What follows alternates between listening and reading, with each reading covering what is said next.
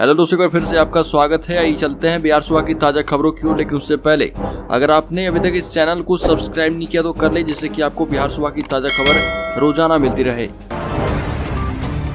पहली और बड़ी खबर, राज्यसभा चुनाव में अब मांझी की एंट्री हो चुकी है। राज्यसभा चुनाव में एनडीए में विभेद बढ़ सकता है। एनडीए के भीतर का कलह अब खुलकर सामने आने लगा है। जेडीयू और बीजेपी से अलग इस बार अब हिंदुस्तानी अवाम मोर्चा सुप्रीमो जीतन राम मांझी ने अलग राग अलापा है। मांझी ने स्पष्ट कहा कि राज्यसभा या विधान परिषद में एक सीट उन्हें भी चाहिए। नगर निकाय कोटे से विधान परिषद का चुनाव लड़कर आने की बात थी, तो उस दौरान भी उन्हें नहीं दिया गया। अब एक सीट चाहे एमएलसी की मिले या राज्यसभा वाला, उन्हें देना ही चाहिए। और जीतन राम मांझी ने यह भी कहा कि कई बार वो इस संबंध में सीएम नीतीश कुमार से मिलकर अपनी इच्छा जाहिर कर चुके हैं कि राज्यसभा या विधानसभा से एक सीट उनकी पार्टी को भी मिलनी चाहिए। हर बार उन्हें धोखा दे दिया जाता है।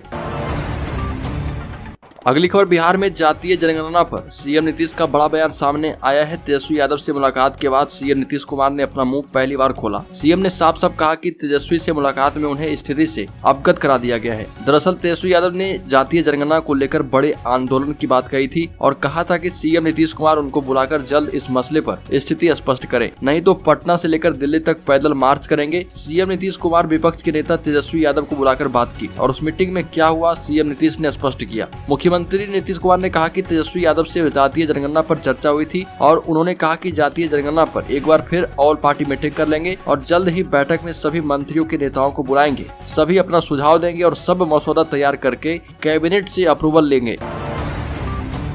अगली खबर, महेंद्र प्रसाद यानी किंग महेंद्र के निधन से खाली हुई राज्यसभा सीट के लिए होने वाले उपचुनाव के लिए अनिल हेगड़े जदयू के उम्मीदवार होंगे। संभावना ये भी है कि वह निर्विरोध चुने जाएंगे। जदयू के राष्ट्रीय अध्यक्ष राजीव रंजन सिंह उर्फ ललन सिंह ने अनिल हेगड़े की उम्मीदवारी की आधिकारिक तौर पर जानकारी दी है। अगली खबर, बिहार में दक्षता परीक्षा फेल करने वाले शिक्षक फिलहाल बच्चों को ज्ञान देते रहेंगे। इस बीच ऐसे शिक्षकों को 6 माह का प्रशिक्षण भी सरकार देगी और ऐसे शिक्षकों के लिए राज्य शिक्षा शोध एवं प्रशिक्षण परिषद द्वारा प्रशिक्षण मॉड्यूल तैयार किया गया है। इसमें सामान्य विषय के अतिरिक्त उर्दू एवं शारीरिक शिक्षा विषय संबंधित प्रशिक्षण सामग्री शामिल किया गया है। प्राथमिक शिक्षण निदेशक रवि प्रकाश ने शिक्षकों के लिए 6 माह का प्रशिक्षण हेतु मास्टर ट्रेनर की सूची जिला शिक्षा अधिकारियों से देने को कहा।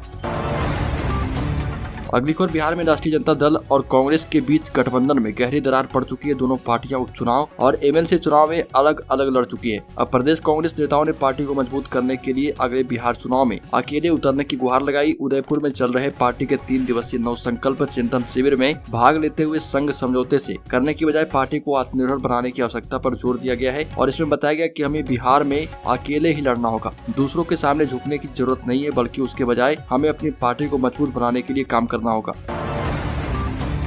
अगली खबर, बिहार के कारखानों में कामगारों की सुरक्षा के लिए बनेगी विशेष समिति। प्रबंधन और यूनियन के लोग भी शामिल होंगे।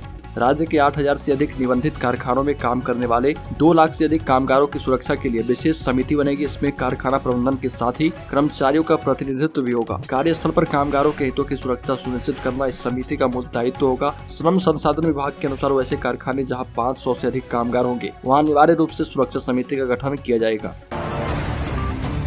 अगली खबर, मांझी की पार्टी पर फिर से भड़क गए तेज प्रताप यादव। बोले अब चलेगा सुदर्शन चक्र। राष्ट्रीय जनता दल के सुप्रीमो लालू प्रसाद यादव के बड़े बेटे तेज प्रताप यादव ने एक बार फिर से पूर्व मुख्यमंत्री जीतन राम मांझी पर हमला बोला और कहा कि मीसा भारती का अपमान करना जीतन राम मांझी की पार्टी हिंदुस्तानी आवाम मोर्चा को महंगा पड़ेगा। आपको बता दें कि बीते दिनों मांझी की पार्टी के हम के प्रधान महासचिव दानिश रिजवान ने वीडियो जारी कर लालू यादव से गुजारिश की थी कि राजद को हिना साहब को राज्यसभा भेजना चाहिए और इसके साथ ही उन्होंने मीसा भारती पर हमला करते हुए कहा था कि उनका कोई जनाधार नहीं है, फिर भी राजद परिवार प्रेम में उन्हें राज्यसभा भेजती है। आपको बता दें कि हिना साहब साहबुद्दीन की पत्नी है। अगली खबर, 6 महीने में आ सकती है राज्य जलवायु परिवर्तन कार्य योजना। बिहार अपने लिए राज्य जलवायु परिवर्तन कार्य योजना तैयार कर रहा। इस बारे में अलग अलग विभागों से कार्बन उत्सर्जन से जुड़े आंकड़े जुटाने का काम शुरू किया गया है। राज्य सरकार यूनाइटेड नेशंस इन्वायरमेंट प्रोग्राम के सहयोग से सूबे में कार्बन उत्सर्जन को 2040 तक नेट जीरो करने की योजना पर भी काम कर रही है और इसके मूल में यह है कि यहाँ जितना कार्बन उत्सर्जन होगा उसे यहीं सोख लिए जाने को लेकर पूरी व्यवस्था होगी। इतनी संख्या में बिहार में पेड़ पौधे होंगे कि उसका असर नहीं पड़े। 6 माह में राज्य की अपनी कार्य योजना अस्तित्व में आ सकती है।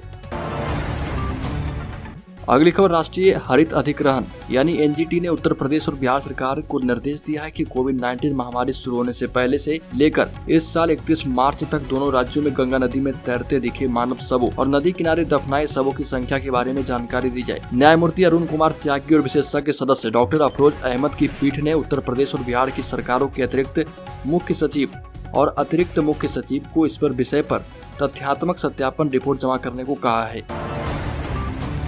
अगली खबर, बिहार में 3 लाख करोड़ रुपए की लागत से सड़कों के काम हो रहे हैं। इनमें से 1 लाख करोड़ के ग्रीन एक्सप्रेसवे और 50,000 करोड़ रुपए की लागत से 1800 किलोमीटर के रिंग रोड शामिल हैं।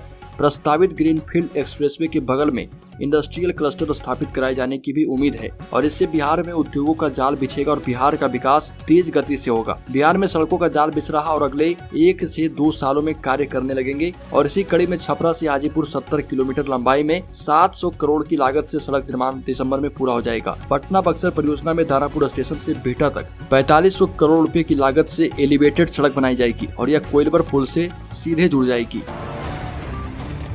अगली खबर, बिहार में जारी रहेगी प्रचंड गर्मी। बिहार में पिछले 2 दिनों से जारी उमस भरी गर्मी ने जहां लोगों का जीना मुहाल कर रखा है, वहीं मौसम विभाग की माने तो 24 घंटे में फिर से राज्य के 28 जिलों में रिकॉर्ड गर्मी पड़ेगी। इस दौरान पारा 45 डिग्री तक पहुंचने की संभावना है। उमस भरी गर्मी के बीच राज्य के 9 जिलों में बारिश की संभावना भी जताई गई है। बिहार में फिलहाल अधिकतम तापमान 45 डिग्री को पार कर चुका है। राजधानी पटना में सुबह से सूरज की तपिश दिखेगी। हालांकि राज्य के उत्तर पश्चिम इलाकों में कुछ जगहों पर मध्यम बारिश दर्ज की जा सकती है। अगली खबर, चीन को पाकिस्तान आतंकियों से बड़ा दुश्मन मानते हुए भारत ने सेना की 6 डिवीजन को अब वास्तविक नियंत्रण रेखा पर तैनात कर दिया है। भारतीय सेना के नए चीफ जनरल मनोज पांडे के लद्दाख दौरे और एलएसी की हालत की समीक्षा के साथ तैनाती में यह बदलाव किया गया है। 2 साल से चीन भारी संख्या में सैनिकों को भारत में भेजकर क्षेत्राधिकार बढ़ाने की साजिश कर रहा। इसे देखते हुए भारत ने भी 50,000 सैनिकों की तैनाती कर दी थी। अब जम्मू कश्मीर में तैनात राष्ट्रीय राइफल्स के एक डिवीजन को पूर्वी लद्दाख भेजा गया है। वहाँ पहले से 3 डिवीजन की तैनाती थी। असम के तेजपुर से गजराज को भी पूर्वोत्तर में चीन से मुकाबले के लिए भेजा है। असम में अब आतंकवाद निरोधी ऑपरेशन के लिए सेना नहीं है। अगली खबर, बीपीएससी पेपर लीक मामले में ईओयू ने फिर से 4 आरोपियों को अरेस्ट किया है। इन पर पेपर भेजने का आरोप है। इसमें गिरफ्तार 4 लोगों में पहला नाम कृष्ण मोहन सिंह का है। वैशाली के राजा पाकड़ का रहने वाला 41 साल का यह व्यक्ति इसी जिले के देसरी हाई स्कूल में सरकारी टीचर है। पटना के भूतनाथ रोड स्थित हाउसिंग कॉलोनी में इसका ठिकाना है। कृष्ण मोहन सिंह वही है जिसने पंचायती राज के सचिव रंजीत कुमार सिंह के मोबाइल पर लीक हुए क्वेश्चन पेपर भेजे थे और यह बात पूरी तरह से स्पष्ट हो गई है कि इसके बारे में आईएएस अधिकारी ने ही ईओयू की टीम को जानकारी दी थी। फिर पड़ताल करते हुए टीम इस सरकारी टीचर तक पहुंची। आपको बता दें कि कृष्ण मोहन आईएएस का नजदीकी दोस्त है। अब सवाल यह है कि इस टीचर के पास लीक हुआ सी-सेट का पेपर एग्जाम शुरू होने से पहले कहां से आया था, इस खेल में इसकी भूमिका क्या है, कब से यह सिलसिला चल रहा है। इन सभी जांचों को ईओयू की टीम लगातार देख रही है और उसके बाद इस पर फैसला होगा। अगली खबर, बिहार में इंसानों की तरह जानवरों में भी गर्मी से ब्रेन स्ट्रोक का खतरा बढ़ गया है। बारिश के बाद अचानक से पारा 42 डिग्री पार होते ही मौत का खतरा बढ़ गया है। एक सप्ताह में पटना में 100 से अधिक जानवरों की मौत ब्रेन स्ट्रोक से हुई। गर्मी में मरने वालों में पालतू डॉग की संख्या अधिक बताई जा रही। अचानक से शरीर का तापमान 108 डिग्री तक पहुँच रहा, जिससे इलाज का भी मौका नहीं मिल पा रहा। बारिश के बाद अचानक से बढ़ी गर्मी के कारण Patna veterinary college and hospital में हर दिन 100 से अधिक जानवरों का इलाज चल रहा। इसमें गंभीर जानवरों की मौत का आंकड़ा भी अधिक है। मानसून आने तक जानवरों को लेकर पशु चिकित्सकों ने अलर्ट